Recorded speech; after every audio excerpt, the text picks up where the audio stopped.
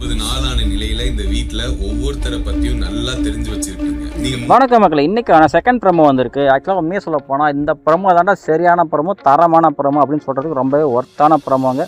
இது மட்டும் இல்லை, இந்த ப்ரோமோ பார்க்கும்போதே தெரியுது அடுத்த வர 3வது ப்ரோமோவும் தரமாக தான் இருக்கும்.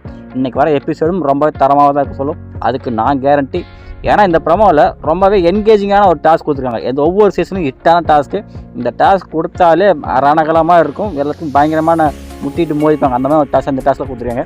அது என்ன அப்படின்னா, எல்லாரையும் வரிசையாக நீங்கள் வந்து ரேங்க் பண்ணணும் அப்படிங்கிறது தான். ஸோ ரேங்க் அப்படின்ட்டு வரும்போது கண்டிப்பாக ஃபஸ்ட்டு 3-4 இடத்துக்கு அடிச்சுப்பாங்க. நான் டிசர்விங் சொல்லுவாங்க, நீ டிசர்விங் சொல்லுவாங்க. ஸோ ஆளாளுக்கு மறுபடியும் ஆளாளுக்கு அடிச்சுப்பாங்க.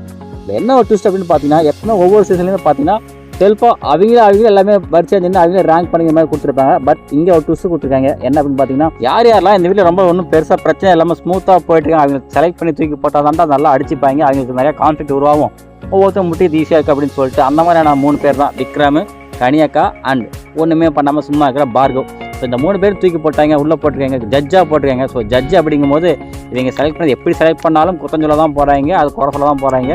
ஸோ அதுக்கேற்ற மாதிரி இவங்க பேர் நல்லா அடிச்சு சாப்பிட்டுன்னு சொல்லிட்டு இவங்க 3 பேர் தூக்கி ஜட்ஜாக போட்டிருக்காங்க. 3 பேர் இந்த வீட்டில் எல்லாரையும் ரேங்க் பண்ண போகிறோம். பிக் பாஸ் டீமுக்கு இவங்க 3 பேருக்கு மேலே என்ன காண்டுன்னு தெரில, இவங்க தூக்கி ஜட்ஜாக போட்டிருக்காங்க. ஸோ அது என்ன யோசிச்சாருன்னா, சும்மா ஜட்ஜுன்னு போட்டால் சும்மா பேசிட்டு தான் இருப்பாங்க, அடிச்சுக்கிட்டு சாகணும் அப்படிங்கிற மாதிரி தான் இன்னும் கொஞ்சம் ஆடராக இன்னொரு பாயிண்ட் சேர்த்து கொடுப்போம் அப்படின்னு சொல்லிட்டு அதுக்கு 2 பாயிண்ட் வேறு கொடுத்துக்கிறாங்க. ஃபஸ்ட்டு பிளேஸ் அப்படிங்கிற மாதிரி தான் ரொம்ப மெச்சூராக நடந்துக்கிட்டு தான் இருக்கணும்.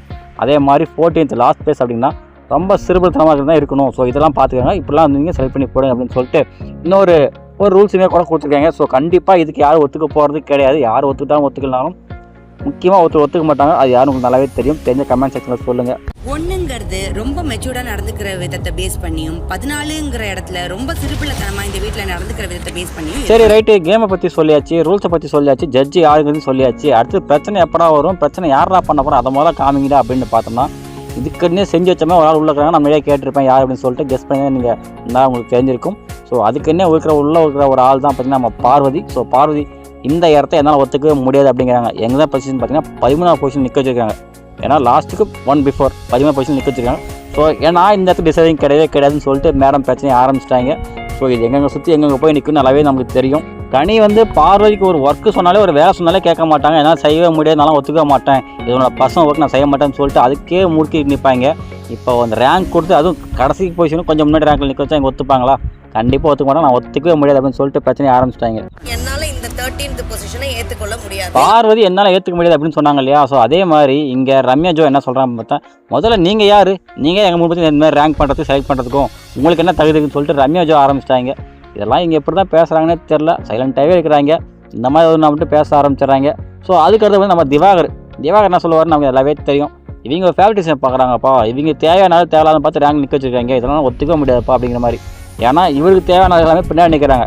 யார் கமுதின் ஆகட்டும், திவாகர் ஆகட்டும், பார்வதி ஆகட்டும், எல்லாமே கடைசியாக நிற்கிறாங்க. ஸோ அப்படி பார்க்கும்போது இவங்களுக்கு தேவையான மட்டும் முன்னாடி நிற்கிறாங்க, மற்றவங்களாம் பின்னாடி நிற்க வச்சுருக்காங்க. இதெல்லாம் ஒத்துக்க மாட்டோம், இது ரொம்ப ரொம்ப அன்ஃபேர்னு சொல்லிட்டு திவாகர் சத்தம் போட்டுருக்காரு. ஆக்சுவலாக உண்மையை சொல்லப்போனால் இவங்களோட ஆர்டர் ஆஃப் ரேங்கில் எனக்கும் பெருசாக உடன்பாடு கிடையாதுங்க. உங்களுக்கு ஏதாவது உடன்பாடுக்கான்னு கொஞ்சம் செக் பண்ணி சொல்லுங்கள். அந்த ஃபோட்டோ அப்படியே ஃப்ரீஸ் பண்ணி ஃபுல்லாக காமிக்கிறேன், நீங்களும் ஒவ்வொருத்தரை பார்த்து அனலைஸ் பண்ணி சொல்லுங்கள். ஃபஸ்ட் பிளேஸில் சபரி நிற்க வச்சுருக்காங்க. அவர் கூட மேபி சம்மாட் ஓகே தான், டாப் 3 கண்டஸ்டன்ஸில் அவரும் இருக்க நிறையா வாய்ப்பு இருக்குது. அப்படிங்கும்போது ஃபஸ்ட் பிளேஸ் சரி ஓகே அக்செப்ட் பண்ணிக்கலாம்.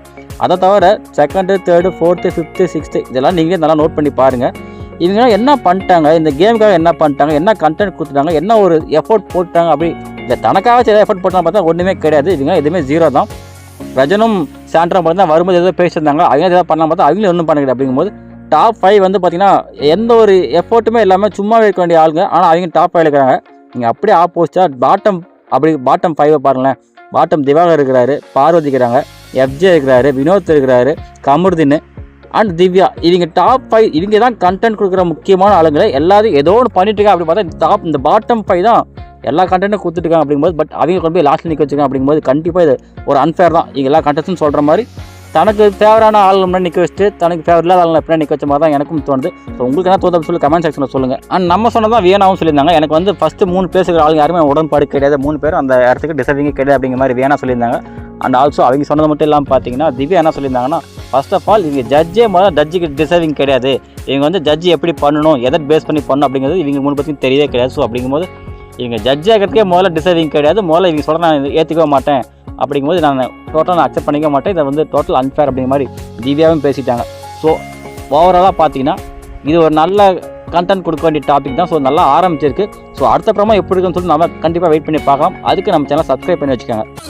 I'm not okay with 1, I'm not okay with 2, I'm not okay with 3. அவங்கள 3 பேருமே நடுவுல இருக்க தகுதி இல்லாதவர்கள்.